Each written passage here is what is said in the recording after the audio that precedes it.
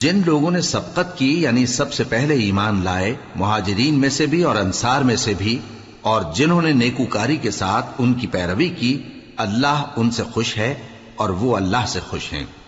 اور اس نے ان کے لیے باغات تیار کیے ہیں جن کے نیچے نہریں بہہ رہی ہیں، وہ ہمیشہ ان میں رہیں گے، یہی بڑی کامیابی ہے۔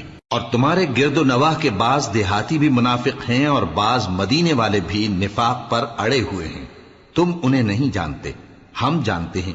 ہم ان کو دوہرا عذاب دیں گے، پھر وہ بڑے عذاب کی طرف لوٹائے جائیں گے۔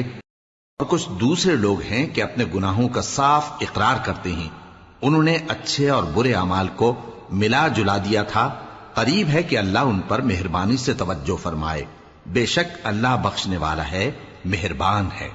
ان کے مال میں سے زکوٰۃ قبول کر لو کہ اس سے تم ان کو ظاہر میں بھی پاک اور باطن میں بھی پاکیزہ کرتے ہو، اور ان کے حق میں دعائے خیر کرو کہ تمہاری دعا ان کے لیے موجب تسکین ہے، اور اللہ سننے والا ہے، جاننے والا ہے۔ کیا یہ لوگ نہیں جانتے کہ اللہ ہی اپنے بندوں سے توبہ قبول فرماتا اور صدقات و خیرات لیتا ہے، اور یہ کہ اللہ ہی توبہ قبول کرنے والا ہے، مہربان ہے۔ اور ان سے کہہ دو کہ عمل کیے جاؤ، اللہ اور اس کا رسول اور مومن سب تمہارے عمل کو دیکھ لیں گے، اور تم غائب و حاضر کے جاننے والے کی طرف لوٹائے جاؤ گے، پھر جو کچھ تم کرتے رہے ہو وہ سب تم کو بتا دے گا۔ اور کچھ دوسرے لوگ ہیں جن کا کام اللہ کے حکم پر موقوف ہے، چاہے وہ ان کو عذاب دے اور چاہے معاف کر دے، اور اللہ جاننے والا ہے، حکمت والا ہے۔ اور ان میں ایسے بھی ہیں جنہوں نے اس غرض سے مسجد بنائی ہے کہ ضرر پہنچائیں اور کفر کریں اور مومنوں میں تفرقہ ڈالیں، اور جو لوگ اللہ اور اس کے رسول سے اس سے پہلے جنگ کر چکے ہیں ان کے لیے گھات کی جگہ بنائیں، اور قسمیں کھائیں گے کہ ہمارا مقصود تو صرف بھلائی تھا، مگر اللہ گواہی دیتا ہے کہ یہ جھوٹے ہیں۔ تم اس مسجد میں کبھی جا کر کھڑے بھی نہ ہونا، البتہ وہ مسجد جس کی بنیاد پہلے دن سے تقوی پر رکھی گئی ہے اس قابل ہے کہ اس میں جایا اور نماز پڑھایا کرو۔ اس میں ایسے لوگ ہیں جو پاک رہنے کو پسند کرتے ہیں، اور اللہ پاک رہنے والوں کو پسند کرتا ہے۔ بھلا جس شخص نے اپنی عمارت کی بنیاد اللہ کے خوف اور اس کی رضامندی پر رکھی، وہ اچھا ہے یا وہ جس نے اپنی عمارت کی بنیاد ایک کھائی کے گرنے والے کنارے پر رکھی، پھر وہ اس کو دوزخ کی آگ میں لے گرا، اور اللہ ظالم لوگوں کو ہدایت نہیں دیتا۔ یہ عمارت جو انہوں نے بنائی ہے ہمیشہ ان کے دلوں میں موجب تردد رہے گی، مگر یہ کہ ان کے دل پاش پاش ہو جائیں، اور اللہ جاننے والا ہے، حکمت والا ہے۔ اللہ نے مومنوں سے ان کی جانیں اور ان کے مال خرید لیے ہیں، اور اس کے عوض ان کے لیے بہشت تیار کی ہے۔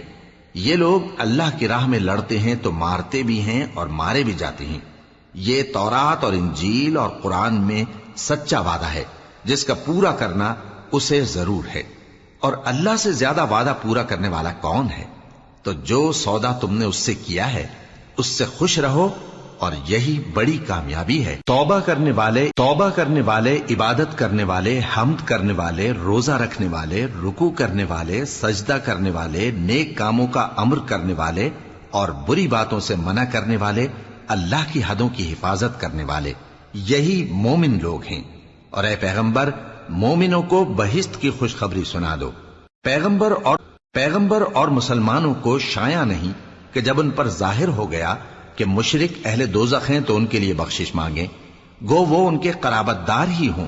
اور ابراہیم کا اپنے باپ کے لیے بخشش مانگنا تو ایک وعدے کے سبب تھا جو وہ اس سے کر چکے تھے، لیکن جب ان کو معلوم ہو گیا کہ وہ اللہ کا دشمن ہے تو اس سے بیزار ہو گئے۔